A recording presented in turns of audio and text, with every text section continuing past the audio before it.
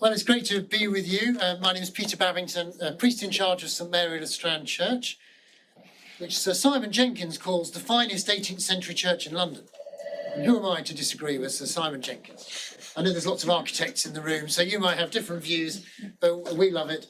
And my main role is, I'm a parish priest, but I'm also leading a major restoration and development project to make that church fit for purpose in its new pedestrianised setting that Peter referred to. Please welcome Stuart Trotter for St Mary-le-Strand Decoding.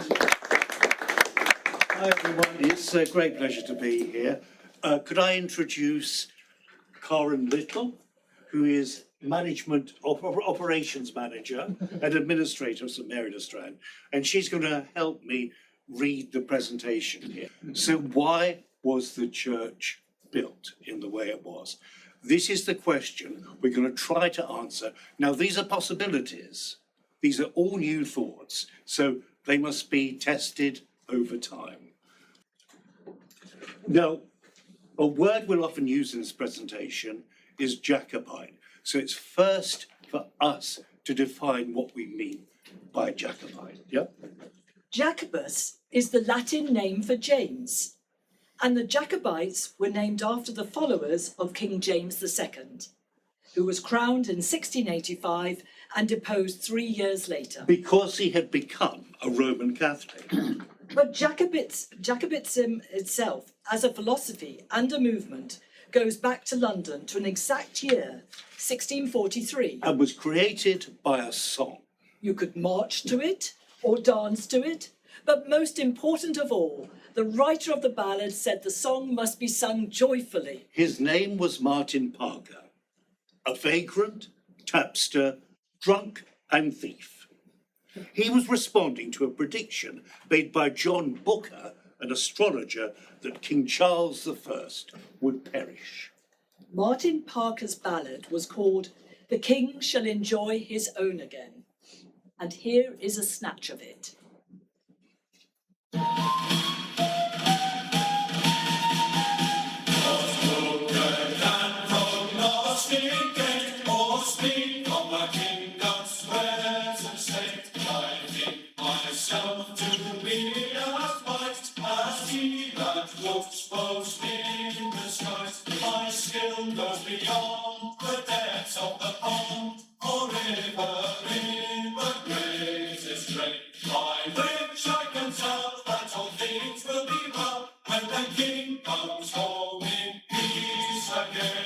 In 1641, the power struggle between King Charles I and Parliament came to a head.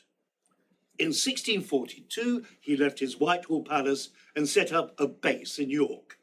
But at the end of the year, he was denied entry to London.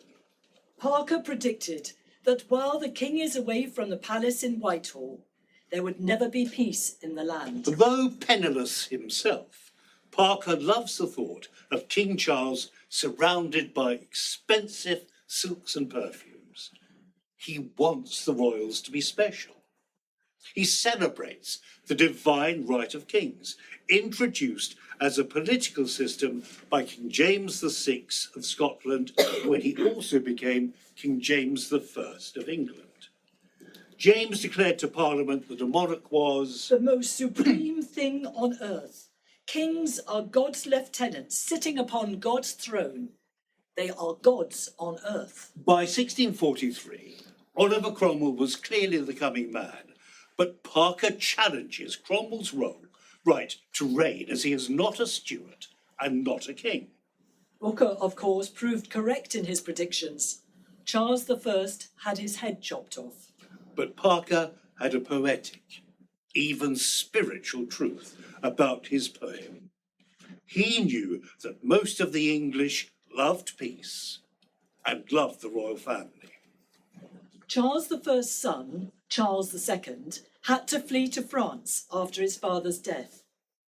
He became the first of the Stuart kings over the water, and people yearned for him to return to his country. This was to happen 8 years later, in 1660. Red wine flowed in the fountains of London, and King Charles had a huge maypole erected where St Mary-le-Strand now stands.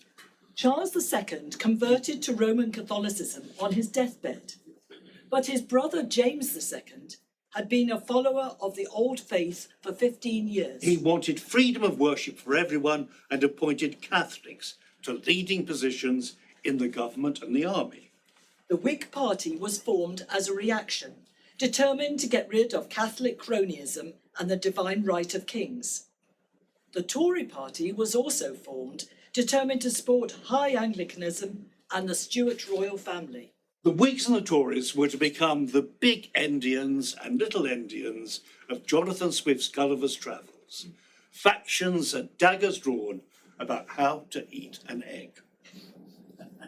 In March 1686, King James sought the support of his fellow countrymen, the Scottish lords. A Scottish poet wrote a poem to two Scottish dukes, begging them to travel down to London to kiss the hands of King James to prove that Caledonia loves the Stuarts well. Now, the poem has a bizarre footnote explaining that because King James II was the 111th Scottish king since King Fergus, he had a right to the throne by numerology.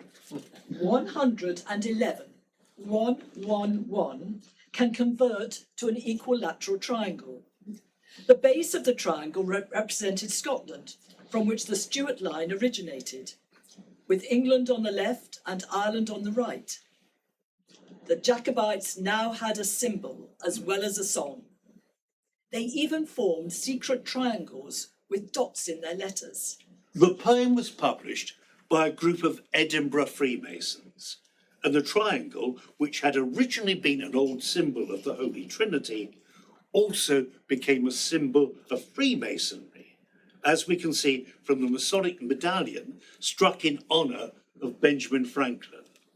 Things came to a head when King James II's wife had a son, also called James. The Whigs feared the start of a Catholic dynasty, so they claimed that the baby boy had been smuggled into the Queen's bedchamber in a bedpan. The Protestant William of Orange was invited to invade Britain. The Whigs claimed King James had abdicated, but they'd thrown him into prison. He escaped and fled to France, but died in exile in 1701. The Pope in Rome declared that his son was the true King James III, but to the Whigs he became known as the Pretender. As he never became king, we shall call him, however reluctantly, the Pretender as well. King William died the following year after a fall from his horse, which had stumbled over a molehill. The Jacobites had a new toast: to the little gentleman in the black velvet waistcoat. King James II's daughter, Anne, a high church Anglican, became Queen of England. The Stuarts were back on the throne. Anne's great-grandfather, King James VI and I, had identified with King Solomon, the King of Peace, and had even built a replica of the Temple of Solomon at Stirling Castle. On James's accession to the English throne in 1603, William Shakespeare wrote in Sonnet 107, Peace proclaims olives of endless age. Queen Anne also identified with peace. And when the Treaty of Utrecht was concluded between 1713 and 1715, Alexander Pope wrote, At length great Anna said, let discord cease. She said, the world obeyed, and all was peace. The problem was the Stuart succession. Anne had had 18 pregnancies, but none of her children had survived. It had become clear from the beginning of the century Anne would have to nominate her successor. Most of the Tories backed the Pretender, as did most of the common people. James had a swarthy skin and was known to Jacobites as the Blackbird. A hauntingly beautiful song with this title went the rounds about a woman longing for the blackbird to fly back home. Here's a snatch of it.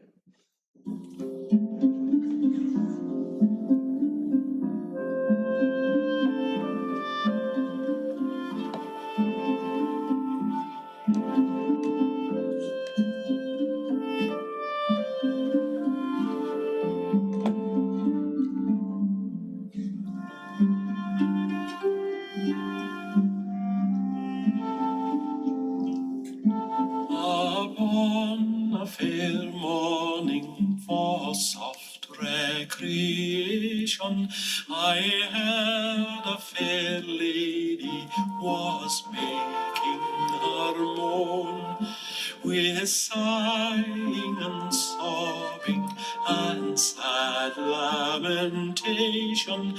I say, my blackbird most royal is flown. My thoughts, they deceive me, reflections do grieve me, and I am o'erburdened with sad misery.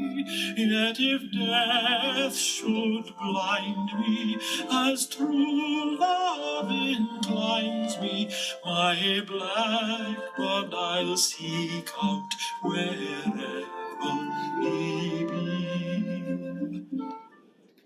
The Whigs, however, backed George Louis, the Elector of Hanover.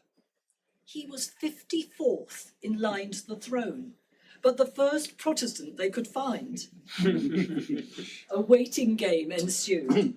James Gibbs, the architect of St Mary-le-Strand, was born in Aberdeen in 1682 to Roman Catholic parents who continued to practice their faith even though it had been banned. Young James was a devout Catholic. So devout, he determined to go to Rome to train as a priest. When Gibbs's parents died around 1700, he sold their isolated home to the Aberdeen Freemasons to use as a lodge. He was later to become a Freemason himself.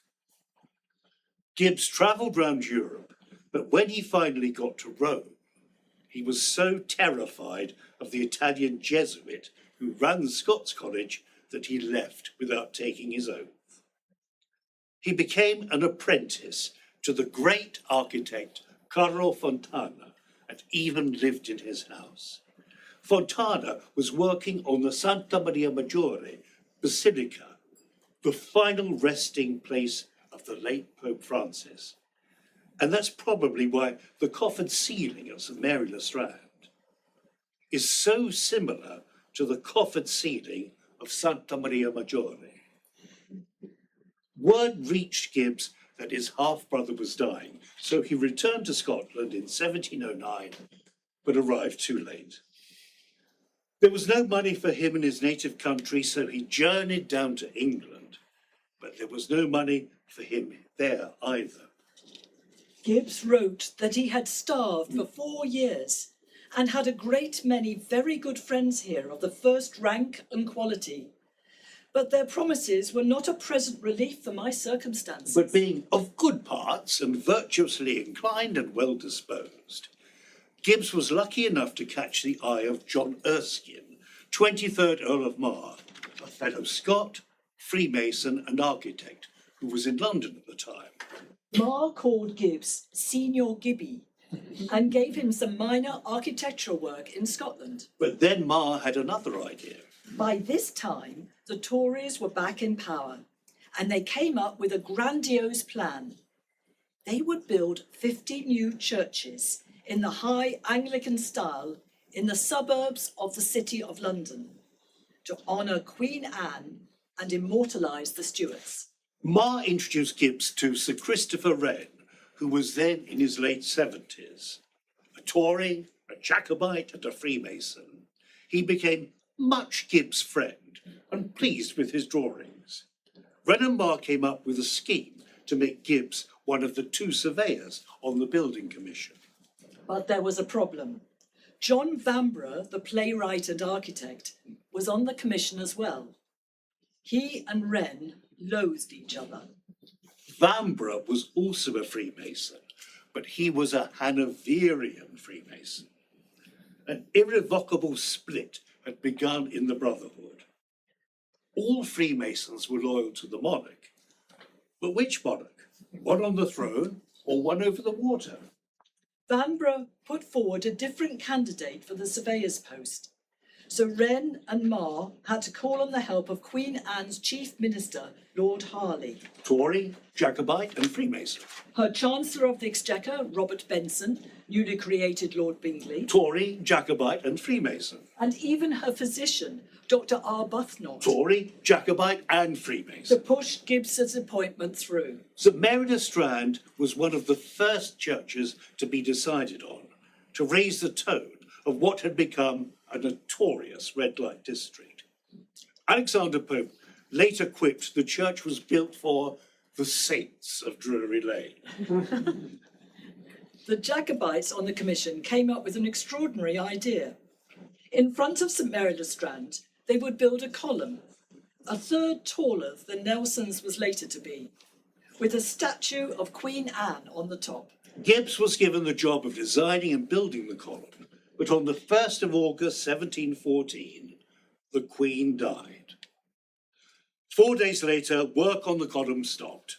And everyone started to plot. The Tory party was hopelessly divided, so the Whigs swept back into power.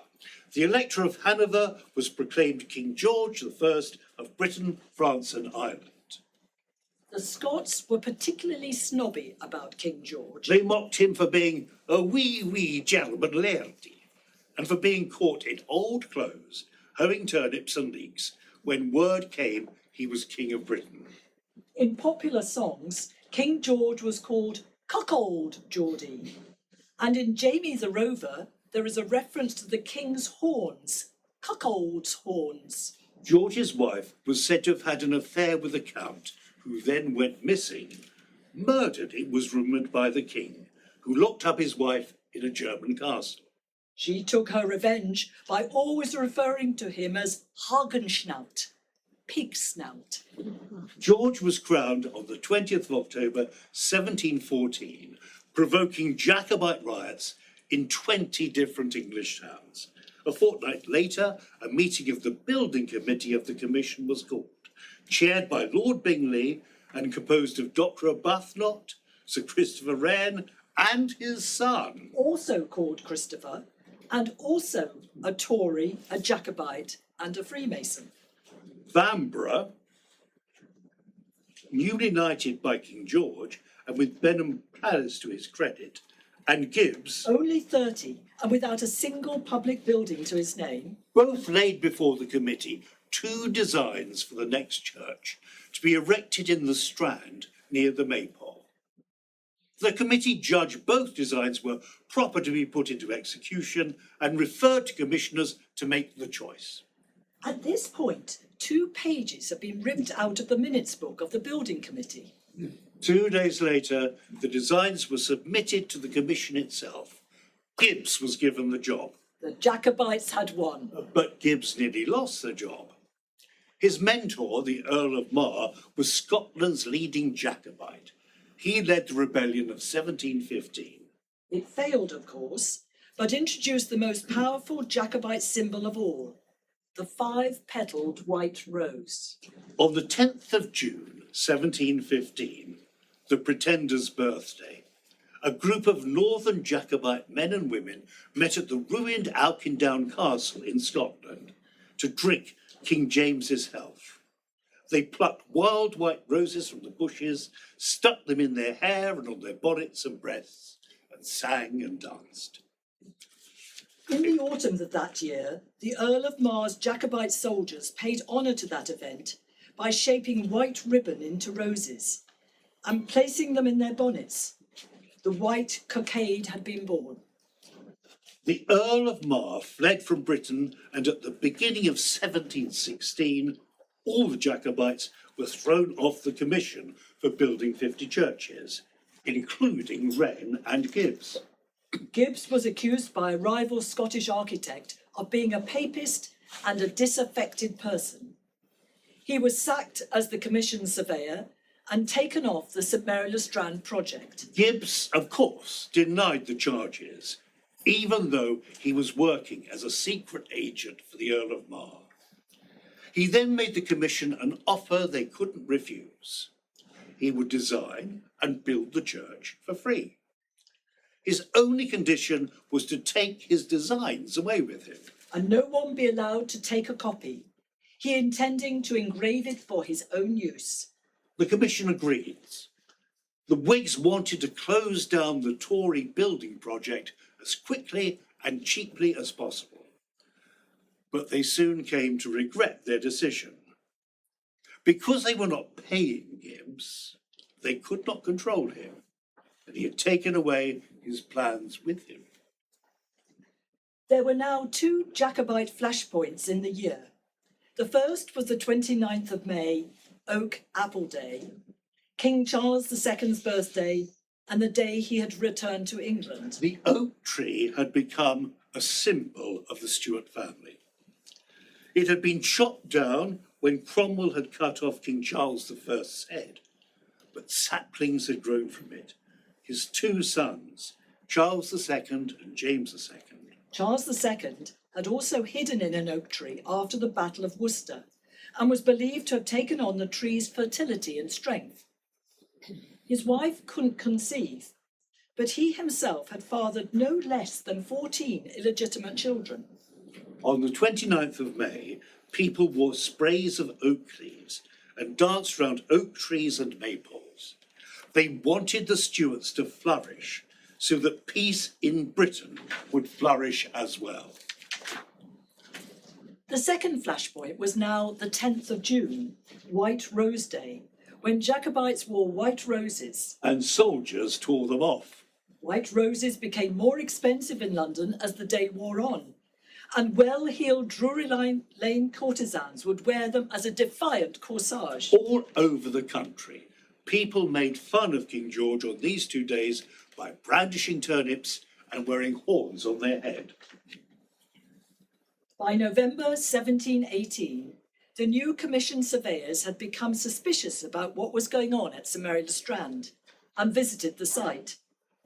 They were horrified and recommended to the commission A that stop should be put to the extravagant carvings within the church. in March the following year, the commission resolved that Before Gibbs direct any further carvers or painters' work for finishing Strand Church, design and estimate to be laid before the board so that agreement may be made with artificers before they are put in hand. Copy to Gibbs. But Gibbs was off. Word had got round about the potential beauty of St Mary-le-Strand, and Gibbs was now in demand. But why did he design St Mary-le-Strand the way he did? Like a Roman Catholic church? Because Gibbs fully believed that, aided by God, the Pretender would return to Britain and become King James III, the way King Charles II had done in 1660. He would also bring Roman Catholicism with him. That's why the walls of St Mary-le-Strand were left blank, so that one day they could be painted in the high Roman style. Gibbs was using a form of magic to will the blackbird home to Britain. Hence the bird flying towards us in the apse of St Mary-le-Strand. The St Mary-le-Strand ceiling is filled with white flowers. But if you look closer, you can see oak leaves and fruits. And if you look closer still, the 5-leaf Rosa alba. On the 17th of March 1720, the commission demanded to see the designs for the pulpit, but there is no evidence that Gibbs ever complied. It is made of oak, a subversive act in itself, and is covered with carvings of oak leaves with little faces peeping through them, like reincarnations of King Charles II hiding in the oak tree. And in 1720, a reincarnation of King Charles was indeed born. The Pretender's wife gave birth to Charles, Edward, Louis, John, Casimir, Sylvester, Severino, Maria, Stuart. Better known as Bonnie Prince Charlie. His father James now became the old Pretender, and Charlie the young Pretender. On the night Charlie was born, a new star was seen in the sky, and in the apse of St Mary-le-Strand we see starbursts and babies. On the day he was born, Charlie was created the Prince of Wales. The putti all over the church are surrounded by feathers that could either be cherub wings or ostrich feathers. As the putti get higher and more out of sight, they get more grotesque and even demonic. They start to look more and more like pig snout. And even the Hanoverian crest isn't all it seems. If you look closely at the unicorn, you'll see it has a massive horn, a mocking reference to cuckold Geordie. But the real mystery is the two pillars that lead into the church garden. They were not part of the original design and seem to have appeared around 1740. Bonnie Prince Charlie was 20 then, and the Jacobites were hoping he would lead another rebellion and take London by storm. On the pillars we can see disguised saltires, St Andrew's crosses, and thistles, now all but banned in England, disguised as tassels. There are no records of purchase for these pillars, so who paid for them? And it must be asked, who really paid for the church? The Hanoverian commissioners, who demanded plain and cheap carving, finally paid a total of £17,000 for St Mary-le-Strand, the equivalent of just over £4 million in today's money. But to replace St Mary-le-Strand today would cost around £32 million. So who paid? And who subsidised Gibbs when he built the church for free? I believe the answer is hinted at high up on the outside east wall of St Mary-le-Strand. Here we can see, if we know what we're looking for and our eyesight is good enough, an Ouroboros, a self-consuming snake. Charles II chose the Ouroboros as his symbol when he was in exile. But the Ouroboros had also become the symbol of a Jacobite group on the Welsh border called the Cycle of the White Rose. This club, which also campaigned for the abolition of slavery, met in each other's houses. Their habit was to toast the king over the water by standing with one foot on a chair, another on the table, and holding their glasses of claret over a massive bowl of rosewater. The Tories drank claret because it was from France. While the Whigs drank port because it was not. The club, consisting mostly of landed gentry, was run by a Welsh landowner of such fabulous wealth he was called the Prince of Wales. Sir Watkin Williams. He was also an MP, so he was often in London, and helped finance the Jacobite rebellion. In 1740, he even offered to finance the French army if they invaded England with Prince Charlie.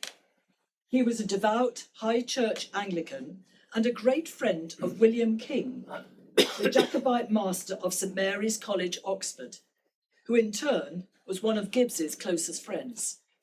King described Gibbs as the most humane and friendly person living. King and Gibbs later collaborated on building the Radcliffe Library in Oxford, and Sir Watkin Williams acted as their trustee.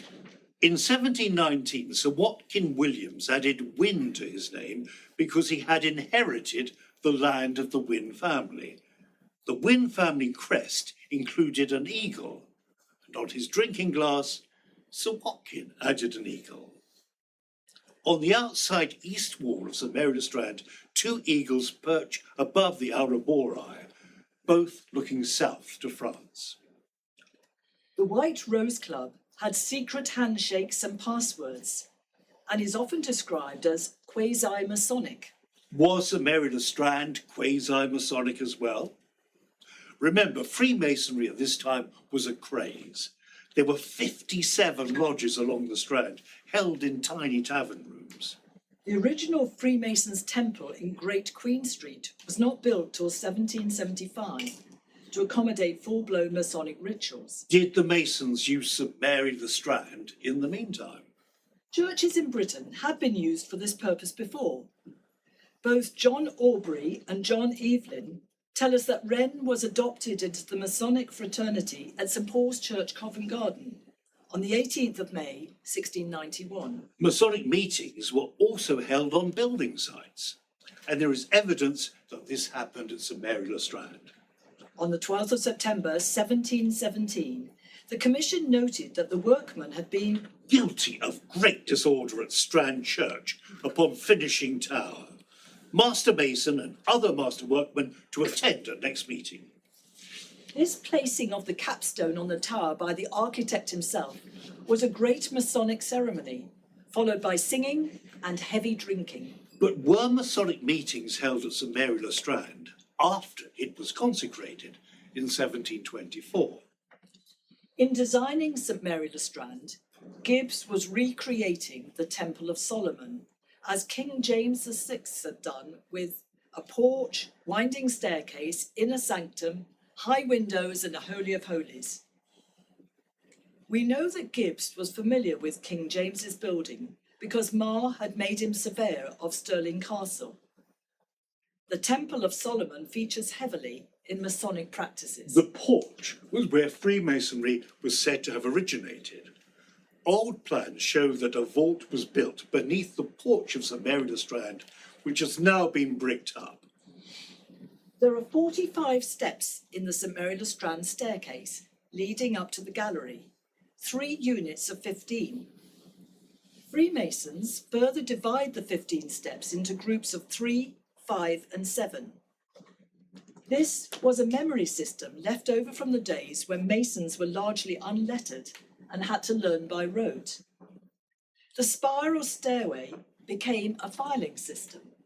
Also, for his initiation into the second degree, an apprentice Mason would have been blindfolded and led up these stairs by a rope to an inner chamber. He was given a white Masonic apron, but the flap was pinned up until he became a full Master Mason in a later ritual. Does the graffiti in the stairwell represent the aprons of apprentice Masons? Did the muniments room in the gallery also double as a Masonic inner chamber? It has a lock that can only be opened with 3 keys held by 3 different people. Gibbs's Aberdeen Lodge had a records box with a similar 3-key lock. Another piece of graffiti in the stairway features a gallows. In the Royal Arch Masonic degree, an initiate swears that if he violates the laws of the order, he binds himself under no less penalty than having my house torn down, the timbers thereof set up, and I hanged thereon. The Royal Arch ritual also involved arched vaults. On the 22nd of April, 1714, when Queen Anne fell very sick, the Tory-dominated commission came up with a change of plan. Every church was to be vaulted under the pavements, even the churches like St Mary-le-Strand, whose foundations had already been laid, and the vaults were never to be used for burials. So what were they used for? Could it be for secret Jacobite meetings? Or even Knights Templar rituals. Jonathan Swift, a great friend of Gibbs, in the persona of the Grand Mistress of the female Freemasons, claimed that the Knights Templar were given sanctuary in Scotland when they were persecuted in Europe, and in return they Christianised Masonry, which had previously been in the hands of Scottish Druids and Jewish immigrants. The Knights, who were said to have fought with Robert the Bruce against the English, introduced legends that centred round the ruins of the Temple of Solomon. In one of them, a knight discovers a hollow-sounding stone in the floor with a metal ring attached to it. Not unlike the stone and ring in the floor at the back of St Mary-le-Strand. The knight raises the stone and discovers a dark, secret vault filled with rubbish and noxious air. Lots are cast, a knight has ropes tied round his waist and is lowered, in some versions by a witch, into the vault. He searches among the rubble with a pick and shovel and emerges triumphant with the lost Ark of the Covenant. And an Ark of the Covenant originally stood on the spot where the high altar of St Mary-le-Strand stands now. The recovery of the precious thing that had been lost also became a symbol for the restoration of the Stuart family. In another legend, the treasure sought was a golden triangle, the jewel of masonry, the Delta of Enoch, which stands in the apse of St Mary-le-Strand. Enoch, the great-grandfather of Noah, had been transported by angels to a high mountain where he saw the sacred triangle, carved with strange letters. He was then lowered through the bowels of the earth to a secret vault where he saw the delta again, without the letters, and was told to carve on it the Hebrew name of God. The vaults of St Mary-le-Strand would be perfect for these rites. They even have old spades and rubble. But where would the winch and ropes be placed, and how would the vault be entered? We may have discovered the answer by accident. Last year, the architects were working on the stone urns on the roof, when to their amazement, they discovered by camera a hidden staircase above the south vestry.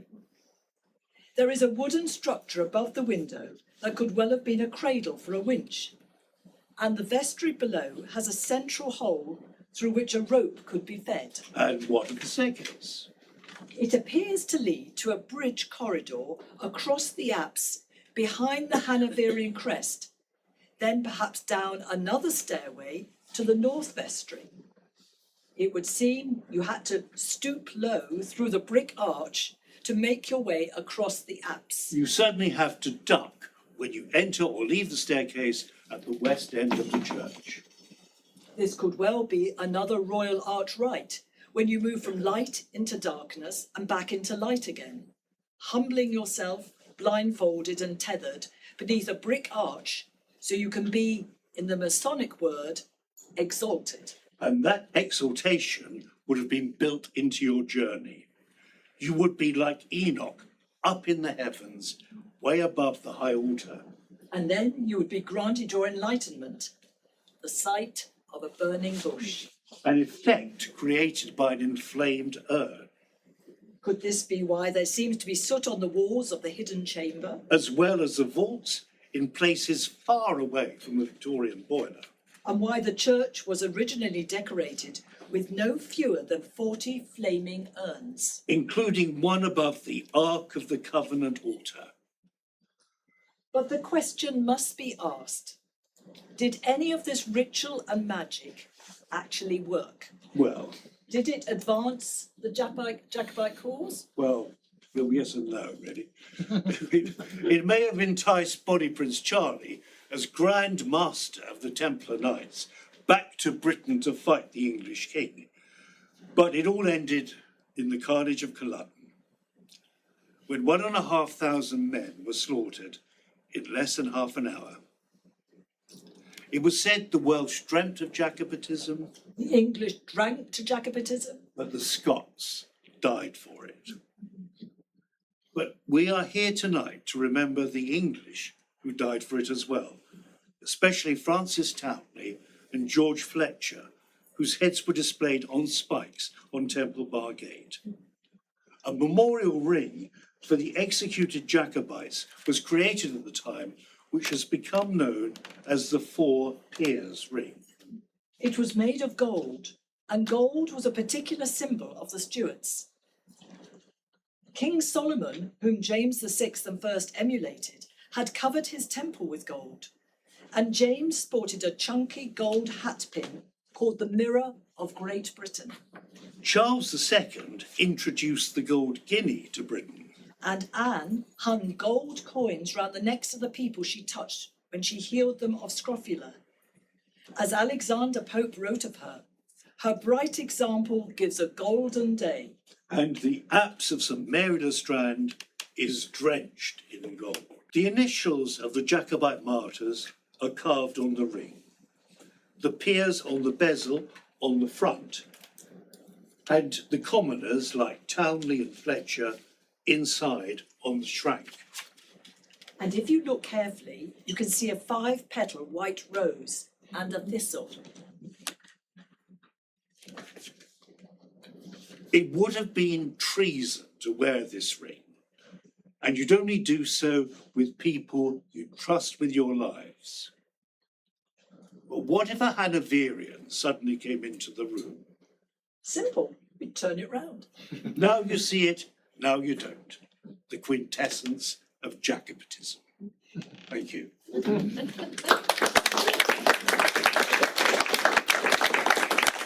Questions about the finest 18th century church in London?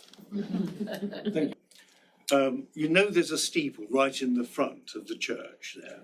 Now this was Gibbs's greatest achievement, to have a steeple right at the front. He does it in St Mary-le-Strand, and if you look at the Grosvenor Chapel, Mayfair, that was also influenced by him. Now the fact is he didn't want it. What happened was that when they abandoned the column with Queen Anne at the top, they had all this Portland stone. And I'm sure it was Christopher Wren who insisted. Gibbs didn't want to do it at all. He didn't want a steeple either at St Mary-le-Strand. And the thing he's world famous for was the thing he most hated, which I think is interesting. So St Martin in the Fields, you know, that classic frontage with the portico and the tower. He actually wanted a round church there. It's like a Templar church. But I just find it fascinating, but I'm not a Mason myself. But the question pretty much everyone asks when they come into St Mary-le-Strand is about this triangle symbol up in it. It's very visible and it's very intriguing.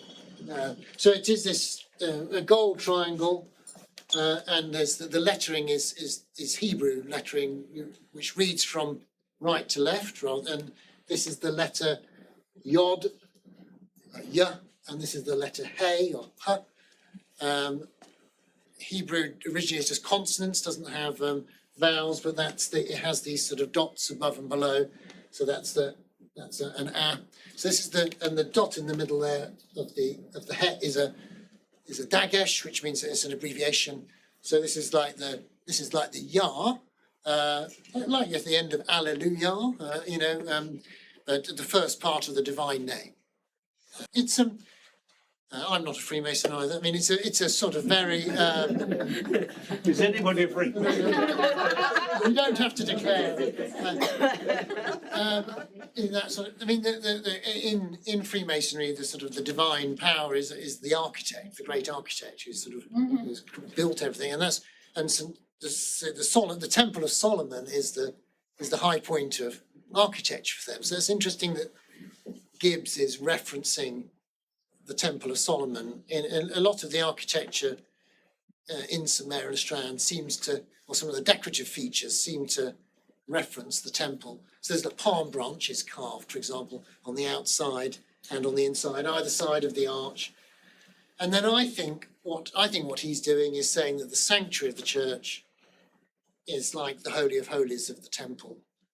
I think this is almost like a very literal bit of symbolism of Gibbs setting God's name in the sanctuary of the church, as if it were the Holy of Holies of the temple. Thank you very much for your